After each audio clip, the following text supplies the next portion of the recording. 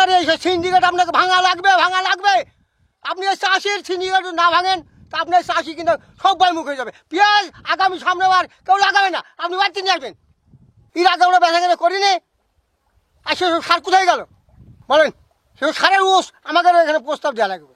আপনার ডিলারের কাছে সার দিছে না, আর বাইরে তো আমাদের সার কিনতে হয়েছে 2000 টাকা 1800 টাকা ড্যাপ। চাষি কিনবে কী দি বলেন? কান্দা কাটির মতো হয়ে গেছে আমাদের, এমন অবস্থা হয়ে গেছে। যদি মাননীয় প্রধানমন্ত্রী আমাদের দিকে একটু তাকাতো তাহলে আমাদের সব দিকে তো সুবিধা হতো, কিন্তু আমাদেরকে এরম লসের মুখে ফেলে দিয়েছে। তাই আমরা এমন ক্ষতি মুখে হয়ে গেছি। আমি সমস্ত কথা বললাম, যদি প্রধানমন্ত্রী আমাদের দিকে তাকায় এবং 2 মাস থেকে 2.5 মাস যদি ইনপুট বন্ধ করে এই 50 টাকা 60 টাকা যদি বেচতে পারি তাহলে আমরা হয়তোবা কিছু লাভ আশা করতে পারি। পেঁয়াজ কিনেছি 200 টাকা, 250 টাকা, 260, 180, 100 এরকম বাজার কিনে আমরা বিছন কিনে বপন করেছি।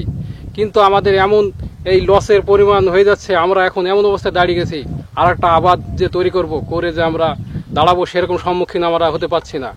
কিন্তু 1 কেজি সার কিনতে গেলে দেখা যাচ্ছে ইউরিয়া 30 টাকা কেজি কিনতে হচ্ছে আমাদেরকে।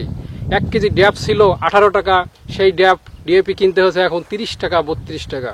সারের এত ঘাটতি হয়ে যাচ্ছে, কিন্তু সরকার আমাদের চাষির উপরে কোনো সহযোগিতা করছে না এবং তাকাচ্ছে না আমাদের দিকে। কিন্তু যদি সরকার 2 মাস কি 2.5 মাস এরকম বন্ধ করতো এই ইনপুট পেঁয়াজটা, তাহলে আমরা বাংলাদেশের চাষিরা পেঁয়াজের প্রতি কিছুটা লাভ আশঙ্কা করতাম। কিন্তু আমাদেরকে এত পরিমাণ ক্ষতিতে ফেলে দেওয়া তো ঠিক হচ্ছে না। আপনি কৃষককে যদি মূল্যবান না করেন তাহলে পরে আমরা কি করে বাঁচবো? আমরা ধার কবজা করি আপনার এই মাঠে পেঁয়াজ লাগিয়েছি, আর এখন আপনি বলছেন 30 টাকা। আপনার চাষির ওপর কোনো খেয়াল নাই, কারণটা কি?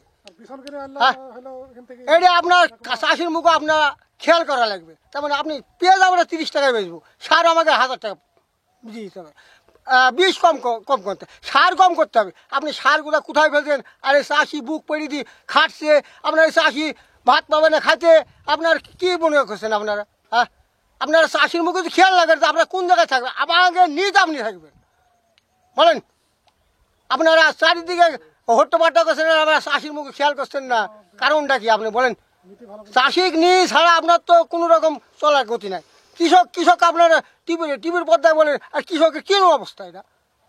হ্যাঁ, এটা কৃষকের কোন অবস্থা বলেন? আপনি কৃষক মুখে খেয়াল 100 বার করা লাগবে। তারপরে আপনার চাকরি, আপনার এমপি, আপনার মন্ত্রী সম্পূর্ণ আপনার বজায় থাকবে। আর আপনি ওখানে বলছেন, আর আপনার এদিকে চাষি গরিব মানুষ মরি আছে খাওয়া বাগানে, আপনার ধার কবজা করি এই পেঁয়াজ না, আপনি এখন 3 মাসের জন্য পেঁয়াজ না আসলে কি হতে পারে?